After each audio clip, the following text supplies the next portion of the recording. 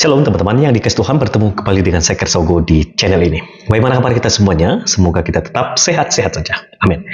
Ya, di kesempatan ini saya akan mengajak kita mendengarkan satu cuplikan video dari seorang mu'alaf, Ibu Tere ya, yang sekarang sudah menjadi seorang penceramah ya. Dia memberikan satu challenge untuk para pendeta supaya menjawab pertanyaan yang disampaikan oleh mu'alaf Ibu Tere ini. Seperti apa cuplikan videonya? Mari kita dengarkan cuplikan video berikut ini.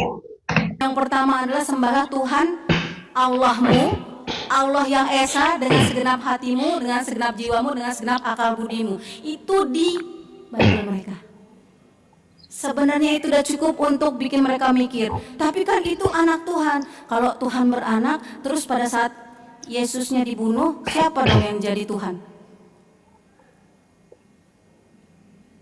Kalau bisa jawab, ada pendeta yang bisa jawab, ayo kita diskusi. Oke, teman-teman yang dikasih Tuhan, demikianlah cuplikan video singkat ya.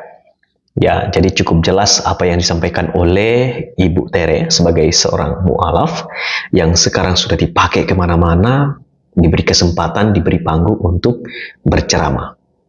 Jadi Ibu Tere ini sebetulnya memberikan pertanyaan itu sudah banyak sekali diajukan oleh para polemikus muslim yang juga bertanya tentang ketuhanan Yesus dan apakah Allah itu menikah dan akhirnya punya anak maka diberikan nama Yesus ya.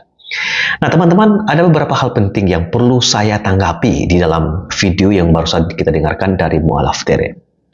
Ketika dia mengatakan hukum yang terutama adalah dengarlah hai orang Israel, dia sedang mengutip Alkitab di dalam Markus pasal yang ke-12 ayat 29 dan 30. Saya bacakan untuk kita semua.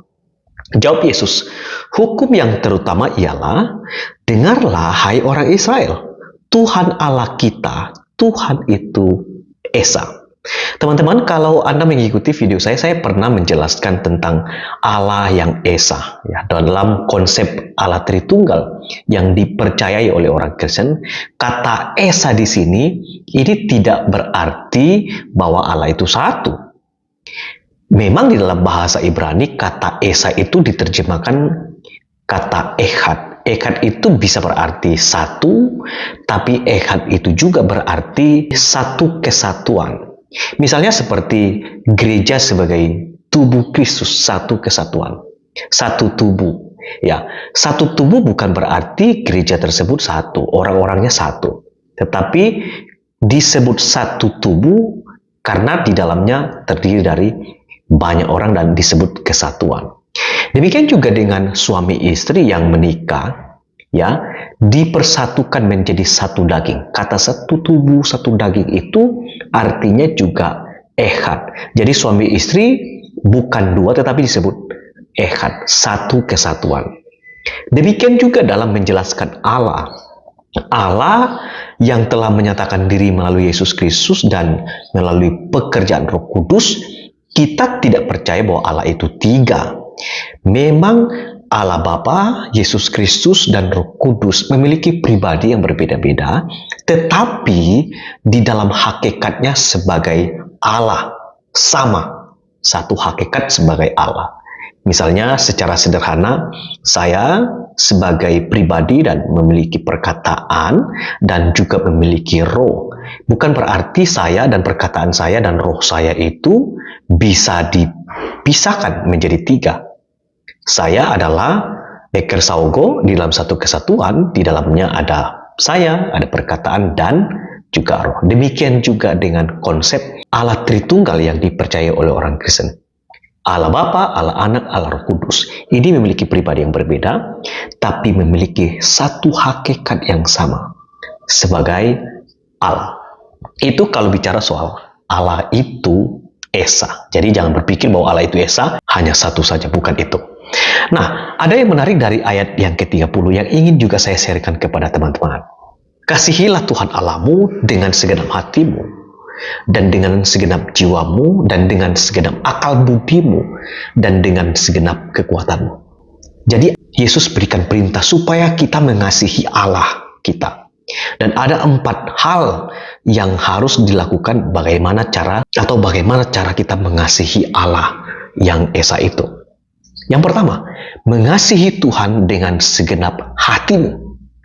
Jadi secara sederhana kita percaya bahwa Allah kita itu adalah Allah yang sangat baik, Allah yang maha kasih, maha hadir, maha peduli, dan lain sebagainya. Dan itulah sebabnya kita harusnya merasakan bahwa Allah yang sangat baik itu adalah Allah yang memberkati kita. Jadi kita mengasihi Allah karena kita merasakan bahwa Allah yang baik itu telah memberkati, menolong, menyertai kita. Itulah sebabnya kita mengasihi Dia dengan segenap hati kita, karena kita sudah merasakan betapa Allah yang sangat peduli kepada kita, maka kita kasihi Dia dengan segenap hati. Lalu yang kedua, dengan segenap jiwamu. Jadi secara sederhananya, kalau saya kaitkan dengan apa yang Yesus katakan, ikutlah aku secara terus-menerus ya, sampai akhir hidup kita, kita harus tetap ikut Tuhan dan tidak boleh meninggalkan Tuhan. Jadi mengasihi Tuhan dengan segenap jiwa kita itu sampai akhir hidup kita, kita harus tetap mencintai dan mengasihi Tuhan yang telah mengasihi kita. Yang ketiga, kasihilah Tuhan Allahmu dengan segenap akal budimu. Nah, ini penting. Jadi kita tidak hanya menjadi orang Kristen yang hanya cukup beribadah, cukup yang penting ya aku percaya kepada Tuhan, tapi tidak mengerti siapa Allah yang kita percayai. Paulus sendiri mengatakan, kami tahu siapa yang kami percayai.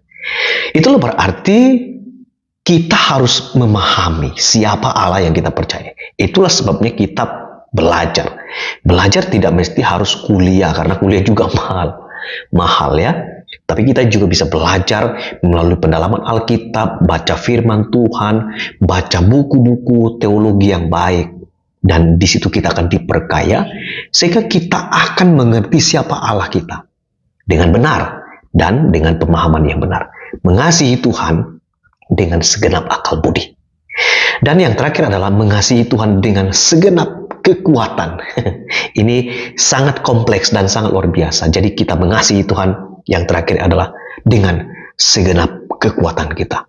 Jadi tidak ada alasan bagi kita berkata bahwa kita tidak bisa mengasihi Tuhan dengan melayani karena kita terbatas. Tidak. Saya sangat percaya setiap kita masing-masing diberi Tuhan talenta. Itulah sebabnya kita pasti punya kesempatan dan peluang untuk melayani Tuhan dengan apa yang kita punya.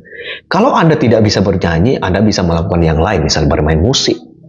Atau tidak bisa melakukan apa-apa, tapi Tuhan berkati kita dengan berkat kelimpahan dan kita bisa melayani Tuhan dengan apa yang ada pada kita. Jadi Tuhan menghendaki supaya kita mengasihi Dia dengan segenap kekuatan kita. Dan yang terakhir, Mbak Tere tadi mengatakan kalau Yesus disalibkan, ya, kalau Yesus itu Tuhan, waktu Dia mati, lalu siapa yang jadi Tuhan? Siapa yang ada di surga? Nah, ini adalah kekeliruan dan pertanyaannya juga salah. Kenapa salah? Karena Tuhan tidak mungkin mati dan tidak pernah mati. Yesus mati di kayu salib itu dalam keadaannya sebagai manusia. Yesus memiliki dua natur. Dia sebagai manusia 100% dan juga sebagai Allah 100%. Jadi yang mati itu bukan keilahiannya. Karena Allah tidak mungkin mati. Karena kalau dia mati, dia bukan Allah. Tapi yang mati itu adalah dalam keadaannya sebagai manusia. Kiranya apa yang sudah saya sampaikan dalam penjelasan video ini boleh memberikan edukasi dan memberikan pemahaman bagi kita.